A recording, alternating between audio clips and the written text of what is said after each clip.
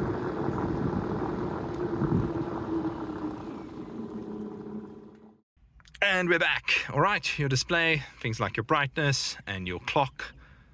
So nothing special there. Your unit for the tire pressure may be important as well. And then for your individual settings, you've got a little bit of configuration for your digital instrument cluster, but not a lot. So you can go from digital mode. So it looks basically like that. And what this will do is it'll have these bars on the side to show how much power you're using. Then you've got your minimalist mode, which looks like this. I just wish there were a way to pop up like more information on the side, or range estimate even, or something like that, and I would have used this mode. I really like it, but anyway, I opt for the ADAS mode, which has got the car a little bit bigger. That's my favorite. I don't really like these bars coming up all the time on that mode. Then what I was talking about earlier, these are the shortcut options you can set on these 2 buttons on the steering wheel. A grand total of 3 options for 2 buttons. I mean, come on guys, you can do a little bit better than this. And so you can set this to air conditioning auto mode, but sometimes you want to be able to manually set what you want with your air conditioning. 360 panoramic view, that's something I use at the moment, and play favorite radio station, that's the other one. I don't really use that AC auto mode because I don't want the climate control to control things for me. It's as simple as that. It would have been really cool if you could just at least have more options there. Or what might be even cooler is, if you've seen what they do in games, is that often you'd have a gamepad and you'd have a trigger or the LB or the RB button that you can push, and then you can access more shortcuts for equipping items or things like that. Wouldn't it be cool if you were able to press down on this button, then press one of those arrow keys for one of 4 shortcuts. Ooh, my Afrikaans is coming through. Or, you know, press this one and then you can do the opposite on the other side. If you've got both hands on the steering wheel, that's nice and safe to do. That means you could have a total of 8 shortcuts with those methods, not counting like the just single press shortcuts you could have for those buttons. So that'd be 10 shortcuts you could do. And in that process, you could make the car so much safer to use, instead of having people or forcing people to go into a bunch of menus inside here to access things and turn off settings that they don't want to be on. I think what frustrates me as well is that by default, if you've got your wireless Android Auto or Apple CarPlay on, the car will first go into this. So after a few seconds after startup, it'll go there.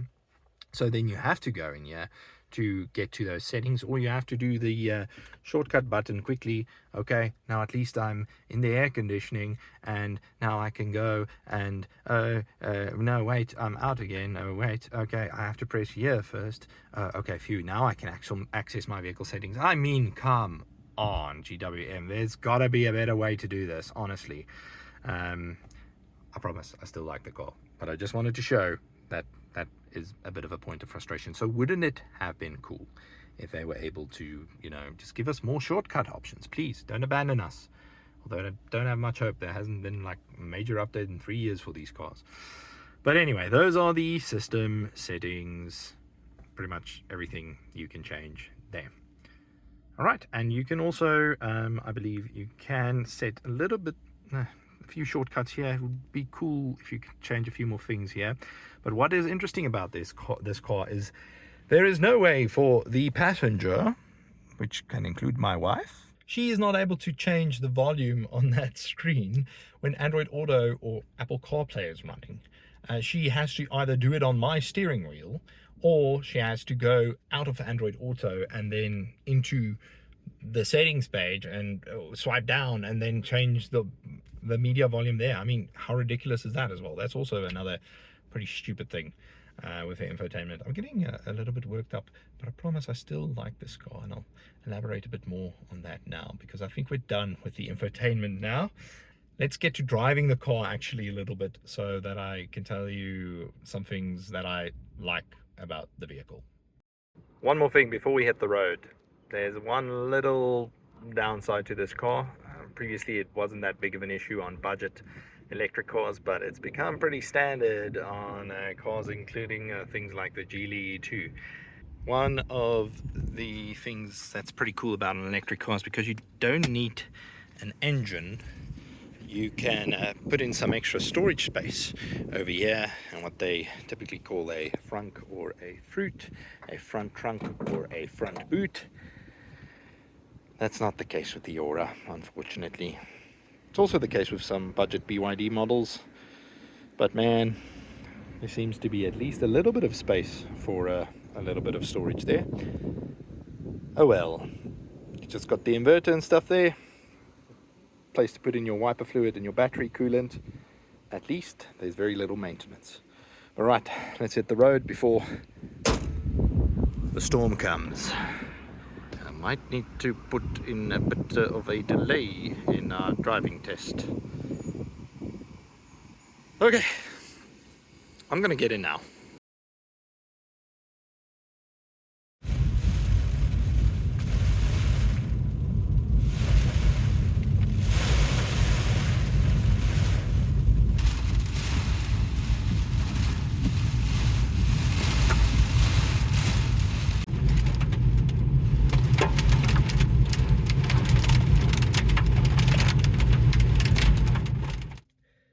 And I'm back.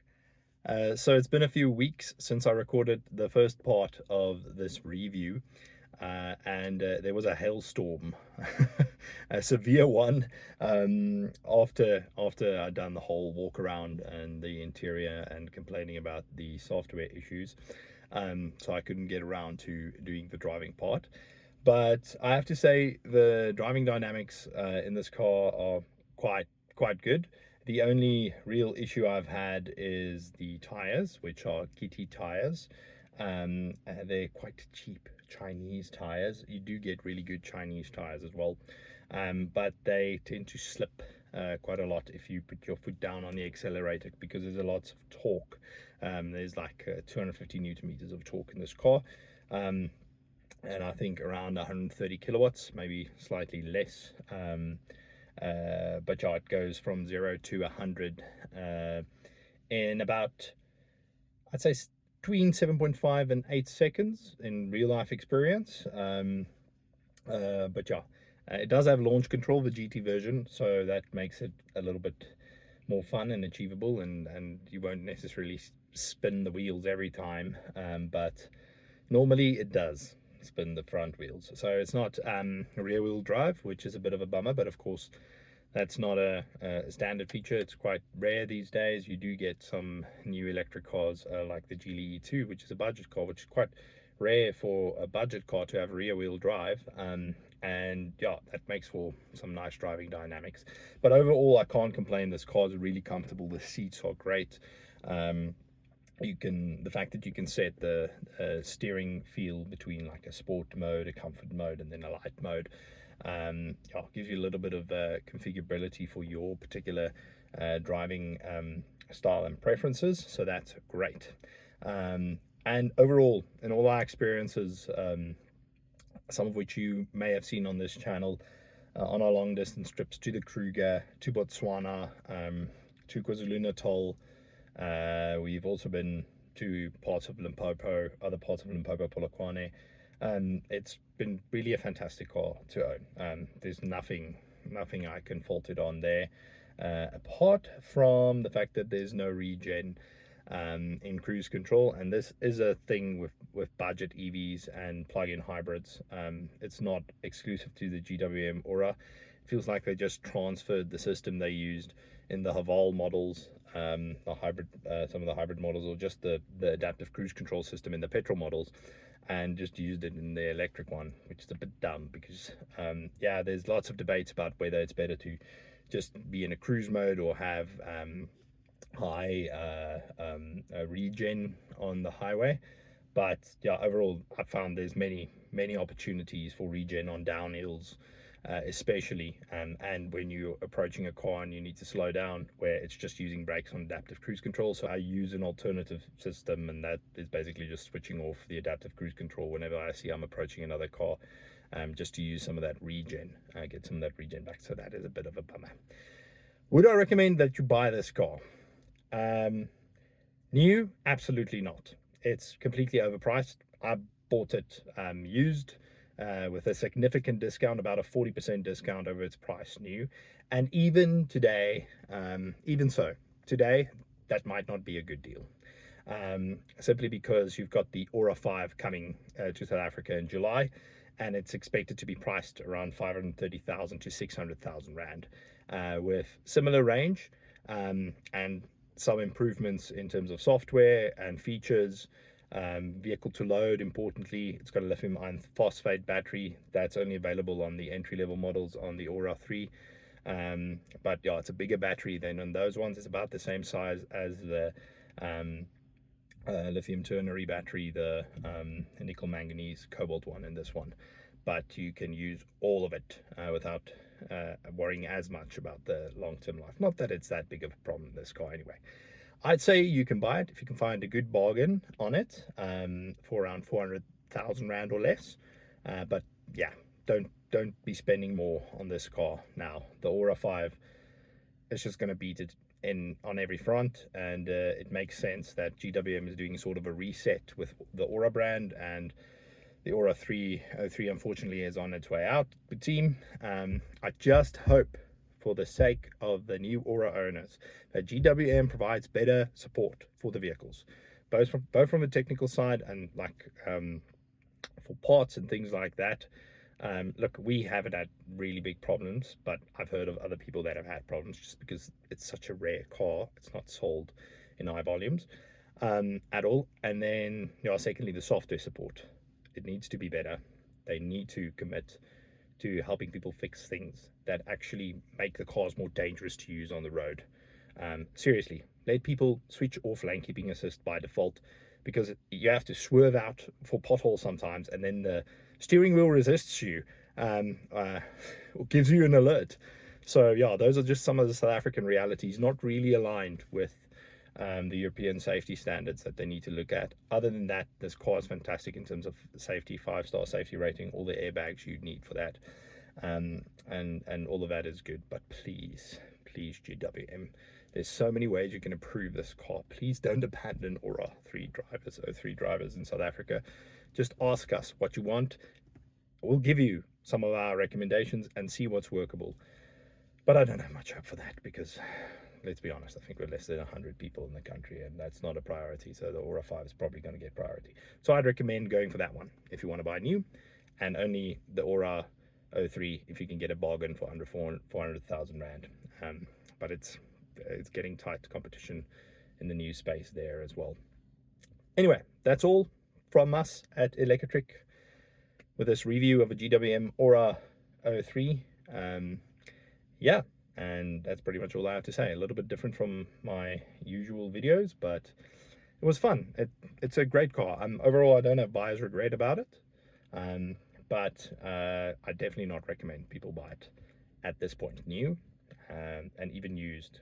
There are some other options in the market to consider, especially considering the space limitations in the back, the software issues that I spoke about, and just some practicalities and the lack of vehicle to load and things like that. All right, that's all. If you like this video, like and subscribe, and I'll see you next time. Cheers from Electric.